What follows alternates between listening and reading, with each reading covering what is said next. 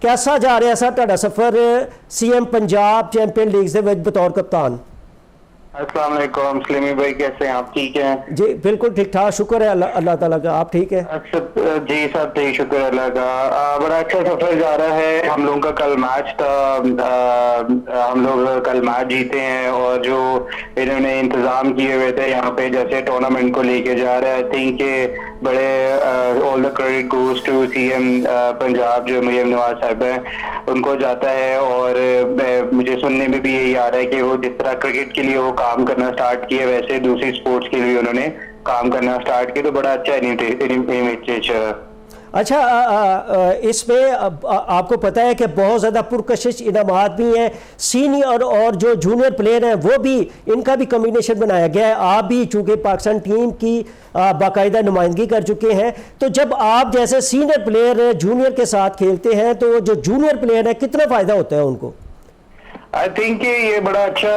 एक उन्होंने इनिशिएटिव लिया है कि जो सीनियर प्लेयर्स हैं और जो इंटरनेशनल खेले हैं उनके साथ कंबाइन की है यंग लड़कों को। तो आई थिंक मुझे लगता है कि इस टूर्नामेंट के बाद जो है वो काफी अच्छे सारे प्लेयर निकलेंगे और ये बड़ा अच्छा एक प्लेटफॉर्म दिया है उन्होंने। तो इसके अंदर परफॉर्म करके तो जैसे टीवी पे आ रहा है मैच, जो ये इन्होंने बोला है कि फाइनल आएगा, तो आई थिंक जो लड़के परफॉर्म करेंगे और जो अपने टैलेंट को जो है वो शो करेंगे तो आई थिंक उनके लिए आगे रास्ते खुलते जाएंगे।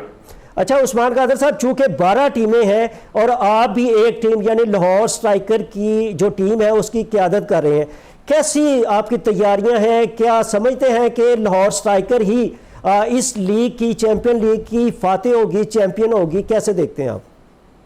मुझे तो ऐसा लगता है कि आपको हर मैच जो है ना वो आखिरी मैच समझ के खेलना चाहिए, क्योंकि नॉकआउट सिस्टम होता है। अभी तो लीग चल रही है, अभी 2 मैच आपको खेलना जीतना जरूरी है। तो आई थिंक कि हर मैच जो है वो 1 मैच एट अ टाइम अगर आप खेले तो फिर उसके बाद आप जीतते चले जाते हैं। तो नॉकआउट सिस्टम होता है, उसमें अगर आप नॉकआउट हो गए तो आप फिर बाहर हो जाते हैं। तो मेरी थिंकिंग ये है कि अगर आप एक टाइम पे अगर एक ही मैच को सोचेंगे, उसको जीतने की कोशिश करेंगे तो फिर आप फाइनल की तरह जल्दी बढ़ सकते हैं। अच्छा, हुकूमत पंजाब की तरफ से आप प्लेयर्स को क्या मैसेज दिया गया है, कुछ बताना चाहेंगे आप? आई थिंक ऐसा कोई मैसेज तो नहीं दिया गया, बट ये है कि जो लड़के हैं उन्होंने यही बोला है, जो मैनेजमेंट उन्होंने जो उन्होंने साथ लगाई है टीम को, उन्होंने यही बोला है कि लड़कों के लिए एक अच्छा प्लेटफॉर्म है और यहाँ पे ये परफॉर्म करे और आगे जाके, और मेरे ख्याल से इन्होंने कोई और भी प्लान है इनका कि पंजाब कोई लीग होगी और या पता नहीं पंजाब टूर्नामेंट होगा, तो उसके लिए इनकी और भी तैयारी है। अजय उस्मान कादर साहब, आपका बहुत शुक्रिया, आपके वक्त का आपने वक्त हमें दिया, आपका बहुत शुक्रिया। जाफर साहब, जैसा कि आपने जिस तरह तुसी सुनिया गए कि तो हुण तुसी की कहना चाहोगे कि जिस तरीके नाल PSL2 ਦਾ और उस्मान कादर साहब ने बड़ी तफसील ਦੇ ਨਾਲ ਜ਼ਿਕਰ ਕੀਤਾ ਹੈਗਾ ਹੈ, ਜਦੋਂ ਇਸ ਤਰ੍ਹਾਂ ਦੀਆਂ ਲੀਗਾਂ ਕਰਵਾਈਆਂ ਜਾਂਦੀਆਂ ਨੇ ਪਲੇਅਰਾਂ ਨੂੰ ਇਹਦਾ ਕਿੰਨਾ ਕੁ ਫਾਇਦਾ ਹੁੰਦਾ ਹੈਗਾ? ਪੰਜਾਬ ਦੇ ਵਿੱਚ ਇਸ ਤੋਂ ਪਹਿਲੇ ਵੀ ਜਦੋਂ मियां शहबाज साहब वज़ीर आला पंजाब सन ते मुस्लिम लीग नून दी गवर्नमेंट दे विच ही यूथ गेम दा भी आगाज कीता गया सी पंजाब यूथ गेम दे नाल, जिहदे विचों पाकिस्तान दी एक सुपरस्टार अरशद नदीम दी शक्ल च भी सामने आया सी, जिन्हें अपने कैरियर दा आगाज उन्हां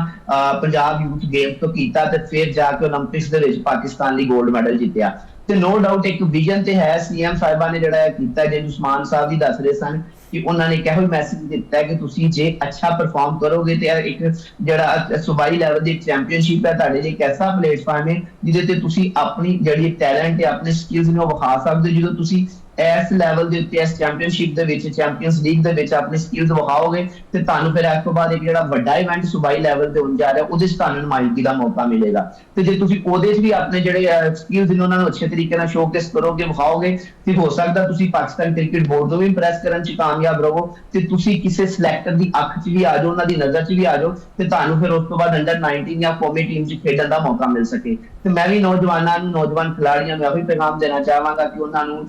ਇਸ इवेंट के थ्रू जो एक मौका मिले सीनियर ते इंटरनेशनल क्रिकेटर्स दे नाल बहन दा, उन्हां नाल गपशप करन दा, उन्हां नाल चीज़ां नूं समझण दा, उन्हां दे नाल उन्हां को सीखण दा, ड्रेसिंग रूम शेयर करन दा। तो इस मौके नूं एक गोल्डन अपॉर्चुनिटी समझण ते इनामात दी जिहड़ी कशिश हो ते है ही है, उस तो हट के इस जिहड़ा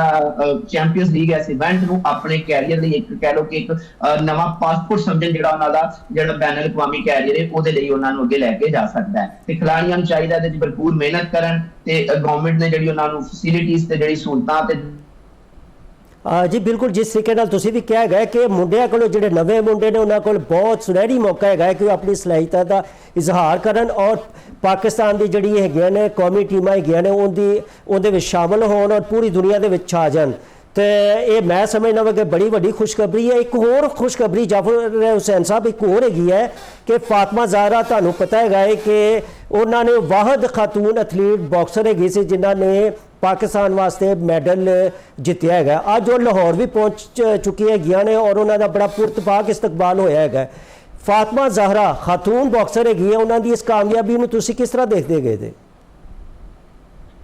ਸਲੀਮੀ ਸਾਹਿਬ ਦੇਖੋ, ਜਿਹੜੀ ਪਾਕਿਸਤਾਨੀ ਕੌਮ ਹੈ ਆਪਣੇ ਹੀਰੋਜ਼ ਨੂੰ ਹਮੇਸ਼ਾ ਤੋਂ ਬਹੁਤ ਜ਼ਿਆਦਾ ਇੱਜ਼ਤ ਦਿੰਦੀ ਹੈ, ਪਿਆਰ ਦਿੰਦੀ ਹੈ। ਜਦੋਂ ਵੀ ਤੁਸੀਂ ਵੇਖਿਆ ਕਿ ਜਦੋਂ ਵੀ ਸਾਡੀ ਕੋਈ ਟੀਮ ਜਾਂ ਸਾਡਾ ਕੋਈ ਇੰਡੀਵਿਜੂਅਲ ਖਿਡਾਰੀ ਕਿਸੇ ਇੰਟਰਨੈਸ਼ਨਲ ਲੈਵਲ ਤੇ ਮੁਲਕ ਦਾ ਨਾਂ ਰੋਸ਼ਨ ਕਰਕੇ ਆਉਂਦੇ ਨੇ, ਕੋਈ ਮੈਡਲ ਕੋਈ ਇਹੋ ਜਿਹਾ ਕਾਰਨਾਮਾ ਸਰ ਅੰਜਾਮ ਦੇ ਕੇ ਆਉਂਦੇ ਨੇ, ਤੇ ਜਿਹੜੀ ਕੌਮ ਹੈ ਫਿਰ ਉਹਨਾਂ ਨੂੰ ਬਦਲੇ ਦੇ ਵਿੱਚ ਭਰਪੂਰ ਪਜ਼ੀਰਾਈ ਦਿੰਦੀ ਹੈ, ਇੱਜ਼ਤ ਦਿੰਦੀ ਹੈ, ਪਿਆਰ ਦਿੰਦੀ ਹੈ ਤੇ ਹੱਕ ਅਦਾ ਕਰਦੀ ਹੈ ਕਿ ਜੋ ਉਹਨਾਂ ਨੇ ਪਾਕਿਸਤਾਨ ਦਾ ਨਾਂ ਰੋਸ਼ਨ ਕੀਤਾ ਤੇ ਪਾਕਿਸਤਾਨੀ ਕੌਮ ਵੀ ਉਹਨਾਂ ਦੀ ਇਸ ਜਿਹੜਾ ਆਜ਼ਾਦ ਹੈ ਜਿਹੜਾ ਕਾਰਨਾਮਾ ਉਹਨੂੰ ਬਹੁਤ ਜ਼ਿਆਦਾ ਇੱਜ਼ਤ ਦਿੰਦੀ ਹੈ। ਦੇਖਿਏ ਕਾਮਨਵੈਲਥ ਗੇਮਸ ਦੇ ਵਿੱਚ ਅਸੀਂ ਵੇਖ ਰਹੇ ਸਾਂ ਕਿ ਸਾਡੀਆਂ ਬਹੁਤ ਜ਼ਿਆਦਾ ਜਿਹੜੀਆਂ ਉਮੀਦਾਂ ਸਨ ਉਹ ਸਾਡੇ ਸਟਾਰ ਐਥਲੀਟ ਅਰਸ਼ਦ ਨਦੀਮ ਦੇ ਉੱਤੇ ਸਨ ਕਿ ਉਹ ਸ਼ਾਇਦ ਇਸ ਵਾਰ ਉਹਨਾਂ ਨੇ ਪਹਿਲੇ ਵੀ ਕਾਮਨਵੈਲਥ ਗੇਮਸ ਵਿੱਚ ਮੈਡਲ ਜਿੱਤਿਆ, ਫਿਰ ਉਸ ਤੋਂ ਬਾਅਦ ਉਹਨਾਂ ਨੇ 올림픽ਸ ਦੇ ਵਿੱਚ ਇੱਕ ਲੰਬੇ ਅਰਸੇ ਦੀ ਇੱਕ ਲੰਬੀਆਂ 3-4 ਦਹਾਈਆਂ ਦੇ ਇੰਤਜ਼ਾਰ ਤੋਂ ਬਾਅਦ ਪਾਕਿਸਤਾਨ ਨੂੰ ਗੋਲਡ ਮੈਡਲ ਦਿਵਾਇਆ 올림픽ਸ ਦੇ ਵਿੱਚ। ਤੇ ਉਹਨਾਂ ਦੇ ਉੱਤੇ ਇੱਕ ਵਾਰੀ ਉਮੀਦ ਸੀ ਕਿ ਉਹ ਫੇਰ ਐਤਾਂ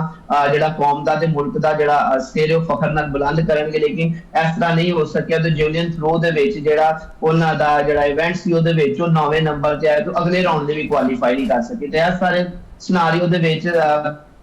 ਜਿਹੜੀ ਖਤੂਨ ਸਾਡੀ ਪਾਕਿਸਤਾਨੀ ਖਤੂਨ ਬਾਕਸਰ ਜ਼ਾਹਰਾ ਨੇ ਉਹਨਾਂ ਨੇ ਬਹੁਤ ਜ਼ਬਰਦਸਤ ਸ਼ਾਨਦਾਰ ਕਾਰਕਰਦਗੀ ਵਿਖਾਈ ਤੇ ਹਰੀਫ ਨੂੰ ਚਾਰੋਂ ਸ਼ਾਨੇ ਚਿੱਤ ਕਰਕੇ ਮੁਲਕ ਲਈ ਮੈਡਲ ਜਿੱਤਿਆ। ਤੇ ਜਿਹੜੀ ਪਾਕਿਸਤਾਨ ਦਾ ਜਿਹੜਾ ਇੱਕ ਦਸਤਾ ਸੀ ਜਿਹੜਾ ਬਗੈਰ ਮੈਡਲ ਤੋਂ ਵਾਪਸ ਆ ਰਿਹਾ ਸੀ ਉਹਦੇ ਵਿੱਚ ਇੱਕ ਮੈਡਲ ਲੈ ਕੇ ਵਾਪਸ ਆਣਾ ਮੇਰੀ ਨਜ਼ਰ ਦੇ ਵਿੱਚ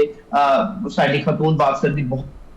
ਵੱਡੀ ਕਾਮਯਾਬੀ ਹੈ ਤੇ ਪਾਕਿਸਤਾਨੀਆਂ ਲਈ ਖੁਸ਼ੀ ਦਾ ਬਹੁਤ ਵੱਡਾ ਮੌਕਾ ਹੈ ਕਿ ਉਹਨਾਂ ਨੇ ਕਮ ਸੇ ਕਮ 80 ਕਾਮਨਵੈਲਥ ਗੇਮ ਤੋਂ ਬਗੈਰ ਕਿਸੇ 골ਡ ਮੈਡਲ ਤੋਂ ਵਾਪਸ ਨਹੀਂ ਆਏ। ਜੇ ਸਾਡੇ ਸਟਾਰ ਐਥਲੀਟ ਸਾਡੀਆਂ ਉਮੀਦਾਂ ਦਾ ਜਿਹੜੇ ਮਰਕਜ਼ ਅਰਸ਼ਦ ਨਦੀਮ ਸਨ ਉਹ ਪਾਕਿਸਤਾਨ ਲਈ ਇਸ ਇਵੈਂਟ ਦੇ ਵਿੱਚ ਮੈਡਲ ਨਹੀਂ ਜਿੱਤ ਸਕੇ ਤੇ ਉਹਨਾਂ ਦੀ ਕਮੀ ਸਾਡੀ ਖਤੂਨ ਬਾਕਸਰ ਜ਼ਾਹਰਾ ਨੇ ਪੂਰੀ ਕਰਤੀ ਹੈ। ਤੇ ਮੈਂ ਤੁਹਾਡੇ ਪ੍ਰੋਗਰਾਮ ਦੇ ਤਵੱਸਤ ਨਾਲ ਆਪਣੇ ਵੱਲੋਂ ਤੇ ਜਿਹੜੇ ਸ਼ਾਇਕੀਨ ਨੇ ਖੇਡ ਦੇ ਜਿਨ੍ਹਾਂ ਦਾ ਪਾਕਿਸਤਾਨੀ ਫੈਨਸ ਨੇ ਉਹਨਾਂ ਵੱਲੋਂ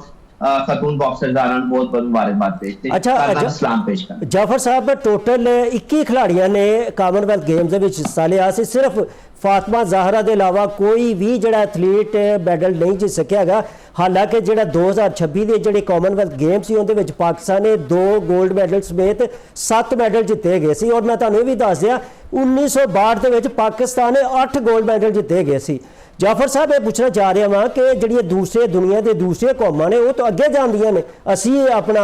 ਬੈਕਅਪ ਲਾਇਆ ਹੈ, ਕੀ ਵਜ੍ਹਾ ਹੈਗੀ ਹੈ? ਕਿ ਬਦਕਿਸਮਤੀ ਕਹਾਂਗੇ ਇਸ ਮੁਲਕ ਦੀ ਇਸ ਕੌਮ ਦੀ ਕਿ ਇੱਕ ਖੇਡ ਨਹੀਂ ਹਰ ਖੇਡ ਦੇ ਵਿੱਚ ਇਹੋ ਹੀ ਪੋਜੀਸ਼ਨ ਹੈ ਕਿ ਅਸੀਂ ਜਿੰਨਾ ਪਿੱਛੇ ਜਾਂਦੇ ਜਾਵਾਂਗੇ ਉਹਨਾਂ ਮਾਜ਼ੀ ਸ਼ਾਨਦਾਰ ਹੁੰਦਾ ਜਾਏਗਾ। ਅਸੀਂ ਜੇ ਆਪਣੀ ਕ੍ਰਿਕਟ ਦੀ ਗੱਲ ਕਰੀਏ, ਆਪਣੀ ਕੌਮੀ ਖੇਡ ਹਾਕੀ ਦੀ ਗੱਲ ਕਰੀਏ, ਉਹਦੇ ਵਿੱਚ ਸਕੁਐਸ਼ ਦੀ ਗੱਲ ਕਰੀਏ ਤੇ ਤਮਾਮ ਖੇਡ ਨੇ ਜਿਹਦੇ ਵਿੱਚ ਪਾਕਿਸਤਾਨੀ ਜਿਹੜੇ ਖਿਡਾਰੀ ਸਨ ਉਹ ਦੁਨੀਆ ਦੇ ਆਲਮੀ ਉਫਕ ਦੇ ਉੱਤੇ ਰਾਜ ਕਰਦੇ ਰਹੇ ਨੇ, ਛਾਏ ਰਹੇ ਨੇ। ਲੇਕਿਨ ਬਤਦਰੀਜ ਵਕਤ ਦੇ ਗੁਜ਼ਰਨ ਨਾਲ ਸਾਡੀ ਪਰਫਾਰਮੈਂਸ ਹੈ ਜਿਹੜੀ ਉਹ ਹਰ ਜਗ੍ਹਾ ਤੇ ਹੀ ਡਾਊਨ ਹੁੰਦੀ ਗਈ ਹੈ। ਜੇ ਤੁਸੀਂ ਗੱਲ ਕੀਤੀ ਹੈ ਕਿ 1962 ਦੇ ਵਿੱਚ ਅਸੀਂ 8 골ਡ ਮੈਡਲ ਜਿੱਤੇ ਤੇ ਉਸ ਤੋਂ ਬਾਅਦ ਜੇ ਅਸੀਂ ਪਿਛਲੇ ਕਾਮਨਵੈਲਥ ਗੇਮਸ ਦੇ ਐਡੀਸ਼ਨ ਦੀ ਗੱਲ ਕਰੀਏ ਤਾਂ ਉਹਦੇ ਵਿੱਚ ਵੀ ਅਸੀਂ 2 골ਡ ਮੈਡਲ ਜਿੱਤੇ ਨੇ ਤੇ 4 ਤਲਾਈ ਤੇ ਇੱਕ ਕਾਂਸੀ ਦਾ ਸ਼ਾਇਦ ਅਸੀਂ ਜਿਹੜਾ ਮੈਡਲ ਉਹ ਜਿੱਤਣ ਤੋਂ ਬਾਅਦ ਸਾਡੇ ਜਿਹੜੇ ਟੋਟਲ ਮੈਡਲ ਸਨ ਉਹ 7 ਸਨ। ਲੇਕਿਨ ਇਸ ਦਫਾ 21 ਰੁਕਨੀ ਜਿਹੜਾ ਦਸਤਾ ਸੀ ਜਿਹਨੂੰ ਅਰਸ਼ਦ ਨਦੀਮ ਵੀ ਜਿਹਦੇ ਵਿੱਚ ਸ਼ਾਮਲ ਸਨ ਸਟਾਰ ਐਥਲੀਟ ਨੇ ਸਾਡੀਆਂ ਉਮੀਦਾਂ ਦੇ ਮੈਂਬਰ ਸਨ, ਉਸ ਦਸਤੇ ਦੀ ਜਿਹੜੀ ਪਰਫਾਰਮੈਂਸ ਹੈ ਉਹ ਬਹੁਤ ਜ਼ਿਆਦਾ ਮਾਯੂਸ ਕੁਨ ਰਹੀ ਹੈ। ਤੇ ਇਹਦੇ ਉੱਤੇ ਹੁਣ ਪਾਕਿਸਤਾਨੀ ਸਪੋਰਟਸ ਬੋਰਡ ਨੂੰ ਚਾਹੀਦਾ ਹੈ ਕਿ ਪਾਕਿਸਤਾਨ ਸਪੋਰਟਸ ਬੋਰਡ ਇਹਦੇ ਉੱਤੇ ਕੋਈ ਪ੍ਰੋਪਰ ਜਿਹੜੀ ਕਹਿ ਕੇ ਖਿਡਾਰੀਆਂ ਦੀ ਫਿਟਨੈਸ ਜਾਣਨ ਲਈ, ਖਿਡਾਰੀਆਂ ਦੇ ਸਕਿੱਲਸ ਜਾਣਨ ਲਈ ਤੇ ਉਹਨਾਂ ਦੀ ਬਿਹਤਰੀ ਲਈ ਕੋਈ ਨਾ ਕੋਈ ਜੇ ਸਾਡੇ ਦੂਜੇ ਖੇਡ ਦੇ ਜਿਵੇਂ ਕ੍ਰਿਕਟ ਦਾ ਜਾਂ ਹਾਕੀ ਦਾ ਅਸੀਂ ਕੈਂਪ ਲਾਉਂਦੇ ਆ, ਉਹ ਕੈਂਪ ਨੇ ਜਿਹੜੇ ਉਹ ਹਰ ਖੇਡ ਦੇ ਲਈ ਲੱਗਣੇ ਚਾਹੀਦੇ ਨੇ। ਤੇ ਉਸ ਤੋਂ ਇਲਾਵਾ ਟੈਲੈਂਟ ਪ੍ਰੋਗਰਾਮ ਹੋਣੇ ਚਾਹੀਦੇ ਨੇ ਪਾਕਿਸਤਾਨ ਦੇ ਹਰ ਸੂਬੇ ਦੇ ਵਿੱਚ, ਹਰ ਡਿਵੀਜ਼ਨ ਦੇ ਲੈਵਲ ਤੇ ਇਹੋ ਜਿਹੇ ਪ੍ਰੋਗਰਾਮ ਹੋਣੇ ਚਾਹੀਦੇ ਨੇ ਜਿਹਦੇ ਵਿੱਚ ਕ੍ਰਿਕਟ, ਫੁੱਟਬਾਲ ਜਾਂ ਹਾਕੀ ਨਹੀਂ ਬਲਕਿ ਹਰ ਖੇਡ ਦਾ ਜਿਹੜਾ ਟੈਲੈਂਟ ਉਹ ਬਾਹਰ ਆਏ। ਤੇ ਜਦੋਂ ਅਸੀਂ ਇਹੋ ਜਿਹੇ ਕਾਮਨਵੈਲਥ ਗੇਮਸ ਜਾਂ ਏਸ਼ੀਅਨ ਗੇਮਸ ਜਾਂ ਫਿਰ ਅਸੀਂ 올림픽ਸ ਖੇਡਣ ਜਾਂਦੇ ਹਾਂ ਤੇ ਉਹਦੇ ਜਿਹੜਾ ਸਾਡਾ ਜਿਹੜਾ ਸਵੇਰੇ ਉਹ ਫਖਰ ਦੇ ਨਾਲ ਬੁਲੰਦ ਹੋਏ, ਨਾ ਕਿ ਸਿਰ ਸ਼ਰਮ ਨਾਲ ਚੁੱਕਿਆ ਹੋਏ। ਤੇ ਸਾਡਾ 21 ਰੁਕਨੀ ਦਸਤਾ ਜਿਹੜਾ 1 골ਡ ਮੈਡਲ ਲੈ ਗਏ ਉਹ ਵੀ ਇੱਕ ਖਤੂਨ ਬਾਕਸਰ ਨੇ ਜਿੱਤਿਆ ਹੋਇਆ।